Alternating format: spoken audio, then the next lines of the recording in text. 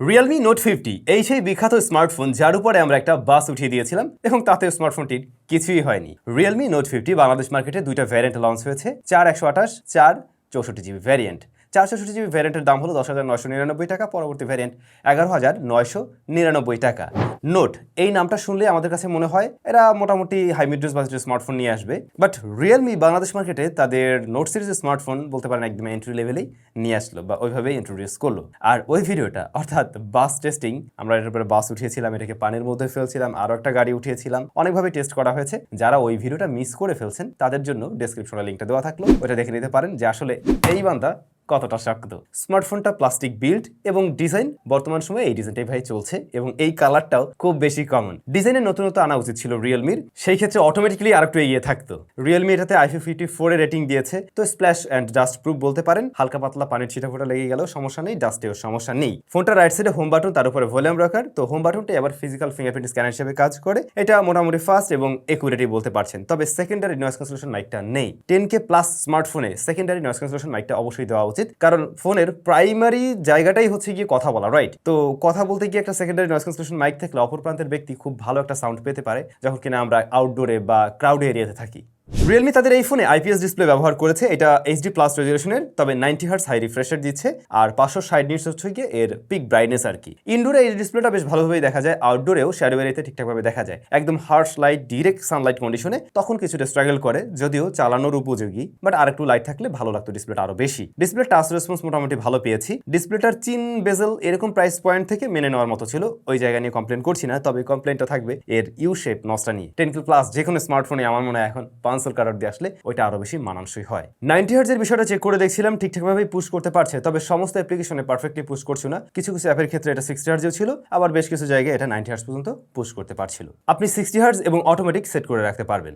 এই ফোনটার build quality নিঃসন্দেহে ভালো বলা যায়, তবে ডিসপ্লের রেটিং সম্বন্ধে আমরা কিছুই জানি না, মানে ডিসপ্লেতে কোনো ধরনের কর্নিং গরিলা গ্লাস বা কোনো ধরনের প্রোটেক্টিভ গ্লাস আছে কিনা এই ব্যাপারটা আমার জানা নেই, যদিও আমাদের টেস্টিংয়ে একবারও ডিসপ্লেতে কোনো ধরনের ক্র্যাক আসেনি। তারপরেও আমার সাজেশন থাকবে একটা গ্লাস প্রোটেক্টর ব্যবহার করার। অ্যান্ড্রয়েড 13 বেসড এই স্মার্টফোনে ইউআই হিসেবে রয়েছে Realme UI T এডিশন, তবে Realme ক্লেম করছে এই স্মার্টফোনটাতে 48 মান্থের ফ্লুয়েন্সি প্রোটেকশন ওরা দিচ্ছে বা ওয়ারেন্টি দিচ্ছে। ফ্লুয়েন্সি প্রোটেকশন বিষয়টা কি? আজকে যখন একটা ফোন কিনছেন খুব স্মুথ রেজাল্ট দিচ্ছে, অ্যাপ ওপেন ক্লোজ টাইম খুব বেশি নিচ্ছে না, বুটিং টাইম কম, খুবই দ্রুত বা ফাস্ট কাজ করছে, বাট 6 মাস পরে গিয়ে দেখা যায় এই ধরনের বাজেট ফ্রেন্ডলি ফোনগুলো আস্তে আস্তে স্লো কাজ করা শুরু করে। অ্যাপ ওপেন ক্লোজে বিশাল বড় একটা টাইম লেগে যায়, দেখবেন যে চলে তো চলে না, ধাক্কায় ধাক্কায় চালানো লাগে। বাট Realme ক্লেম করছে এই ডিভাইসটা 48 মান্থ পর্যন্ত নাকি একদম নতুনের মতো রেজাল্ট দেবে, প্রথম দিন যেমন রেজাল্ট দিত এমন নাকি রেজাল্ট দিবে। এখন আমি জানি না 4 বছর পরে গিয়ে এই ডিভাইসের আসলে অবস্থা তেমন থাকবে কিনা, কিন্তু ওরা সেটা ক্লেম করছে। To be honest, budget friendly স্মার্টফোনের সবচাইতে বড় সমস্যার জায়গা এটাই, আমরা যখন রিভিউ দেই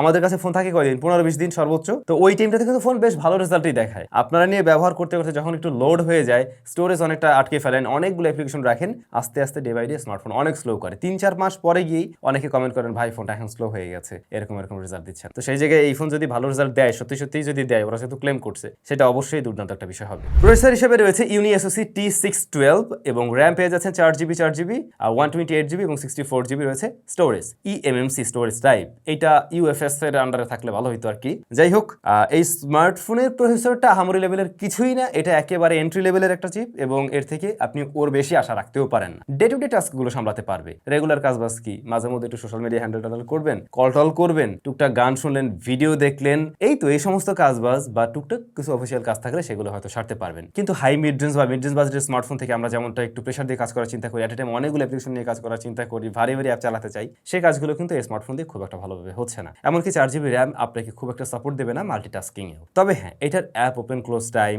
খুব একটা বেশি ছিল না, ডিসেন্ট ছিল আমি বলবো। কিন্তু রিয়েলমি এই ফোনে এত ব্লোটার না ধরিয়ে দিলেও পারতো, বেশ কিছু ব্লোটার রয়েছে যেগুলো আপনাদের না লাগলে আপনারা আনসার করে নেবেন, সেই ক্ষেত্রে এটা আর একটু লাইটার হয়ে যাবে আর কি। এই ফোন দিয়ে মোটেই গেমিং টেমিং করার চিন্তা না করাই উচিত। টুকটাক গেম খেললে খেলা যায়, যেমন আমরা এখানে ফ্রি ফায়ারও ট্রাই করছিলাম সাহস করে, ওটা চলছে, প্রথম দিকে ভালোই চলে, কিন্তু অ্যাকশন মোমেন্টে গেলে পরে তখন কিছুটা ল্যাগের দেখা পাওয়া যায়, আটকে যায়, অতটাও মজা পাওয়া যায় না আর কি, মানে খেলার খুব একটা উপযোগী না, সময় কাটানো যেতে পারে টুকটাক। বাট 2D যে গেমগুলো রয়েছে এগুলো আবার বেশ স্মুথলি প্লে হচ্ছে এই ফোনেও। পারফরমেন্স সেকশনটা আর একটু বেটার করলে রিয়েলমি এই জায়গায় কিন্তু, মানে যেহেতু এখানে অনেক খেলোয়াড় আছে, আরও এক ধাপ এগিয়ে থাকতো। নোট 50 রিয়ারের ক্যামেরা মডিউলটা দেখে ওই যে আইফোন একটা ভাব পাওয়া যায়, বাট এখানে আসলে দুইটা সেন্সর আছে, যদিও কাজের একটা 13 মেগাপিক্সেল, পরবর্তী শুটার হলো গিয়ে 0.8 মেগাপিক্সেলের অক্সিলারি সেন্সর, আর সামনেরটা 5 মেগাপিক্সেলের সেন্সর। মেইন শুটার ডেলাইট কন্ডিশনের ছবিগুলোতে আমরা একটা ওয়ার্ম টোন দিতে দেখছি। রিয়েলমির বাজেট ফ্রেন্ডলি স্মার্টফোনগুলোতে এই টোনটা লক্ষ্য করা যায়, ম্যাক্সিমাম সিনারিওতেই দেখা যায় এমন রেজাল্ট দেয়। কালারটাও একটু বুস্টেড দেয়, তবে ছবিগুলো জুম করলে ততটাও ডিটেল পাওয়া যায় না। ডায়নামিক রেঞ্জ মোটামুটি ঠিকঠাক আছে, হার্শ লাইটের একটা বিষয় লক্ষ্য করা যায়, বাট প্রসেসিং এর পর এটা একটু মোটামুটি বেটার করার ট্রাই করে। আর লো লাইটে বা একটু শ্যাডোর দিকে আপনি কন্ট্রাস্টের পরিমাণ কিছুটা বাড়তে দেখবেন, সেই সাথে গ্রেনের দেখাও পাওয়া যাচ্ছিল টুকটাক। পোর্ট্রেট মুড আছে, এসডিরেশন বেশ ভালোই, প্রাইস পয়েন্ট অনুযায়ী এটা ঠিকঠাক আছে। কালারটা এখানে আরেকটু ওয়ার্মের দিকে নেয়, একটু স্যাচুরেটেড করে প্রেজেন্ট করে, ওভারঅল দেখতে ভালোই লাগে। তবে আপনি যদি চান এরকম কারোর ব্যাক সাইড থেকে একটা পোর্ট্রেট নেবেন, সেই ক্ষেত্রে কিন্তু পোর্ট্রেট মুডটা কাজ করছিল না, এবং আমরা একটা স্ক্রিনশট বা স্ক্রিন রেকর্ড দিয়ে দিলাম, সেটা দেখলে হয়তো একটা আইডিয়া করতে পারবেন। যখন আপনি আপনার ফেসটা সামনে নিয়ে আসবেন, ওইটা সে রিকগনাইজ করে তখন ব্যাকগ্রাউন্ডে ব্লার ইফেক্টটা ইউজ করে আর কি। ফ্রন্ট ফেসিং ক্যামেরায়ও ডিটেলের অভাব বোধ করছি আমি, যেহেতু 5 মেগাপিক্সেল, এটার থেকে খুব একটা ভালো রেজাল্ট পাওয়া যায়নি। এটা আমার মনে হচ্ছে ভিডিও কলিং টলিং এর জন্যই ঠিকঠাক আছে। ফ্রন্ট ফেসিং ক্যামেরাটা আসলে এরকম প্রাইস পয়েন্টে আপ টু দ্য মার্ক হয়নি, এটা আরেকটু বেটার দরকার ছিল। ভিডিও রেকর্ড করা যায় মেইন ক্যামেরায় সর্বোচ্চ 1080p 30 fps এ, একটু শেকি শেকি ভাব পাবেন, একটু না বেশ ভালো রকমের শেকি শেকিনেস পাবেন। এর বাইরে গিয়ে বলবো, যদি স্টেবল হাতে শুট করতে পারেন তাহলে এর ফুটেজ আপনি হয়তো কাজে লাগাতে পারবেন, বা ডকুমেন্টেশন রাখতে গেলে এগুলো লাগে অনেক সময় আর কি। এই স্পিকার একটা মোনো, 85% পর্যন্ত সাউন্ড কোয়ালিটি ভালোই লেগেছে, এবং তাতে লাউডনেস খারাপ না, বাট এর উপরে গেলে ডিসটরশন পাওয়া যাচ্ছিল এর সাউন্ড থেকে।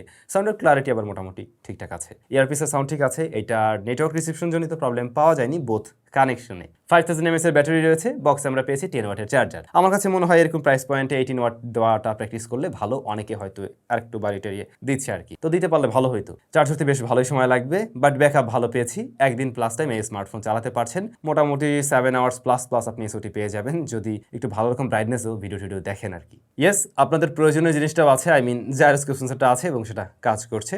তো এই তো রিয়েলমি নোট 50। রিয়েলমি নোট 50 হ্যাঁ বেশ কিছু জায়গায় ভালো করছে, বিশেষ করে ডিউরেবিলিটি, বিল্ড কোয়ালিটি, এই জায়গাটা অবশ্যই ভালো বলতে হচ্ছে। সরি, আর একটা ভালো জায়গা ছিল এই স্মার্টফোনটা, ওই যে 4 বছরের ফ্লুয়েন্সি প্রোটেকশনের ব্যাপারটা দিচ্ছে। যদি শুরুর মতো শেষে গিয়েও ভালো রেজাল্ট দেয় তাহলে অবশ্যই ভালো এই জায়গাটা। তারপরে ব্যাটারি ব্যাকআপ ভালো পেয়েছি, বাট এটাতে ইমপ্রুভমেন্টের যে জায়গাগুলো ছিল, আমার মনে হয় এটার বক্সে 18 ওয়াট চার্জার দিয়ে দিলে এটা অবশ্যই এরকম প্রাইস পয়েন্টে তাকে কিছুটা এগিয়ে রাখতো। ক্যামেরা কাট আউটটা পাঁচল কাট আউট হলে আরও সুন্দর লাগতো, আর পারফরমেন্সটা হয়ে গেছে অ্যাজ ইউজুয়াল টাইপের এরকম প্রাইস পয়েন্টে।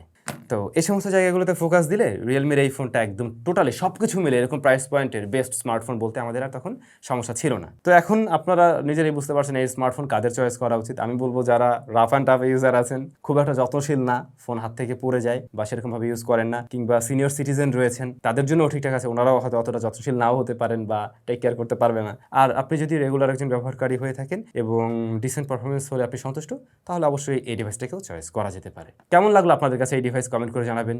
কারা কারা অর্ডার করে ফেলছেন, কিনে ফেলছেন সেটাও জানাতে পারেন। দেখা হচ্ছে নতুন ভিডিওতে। টাটা।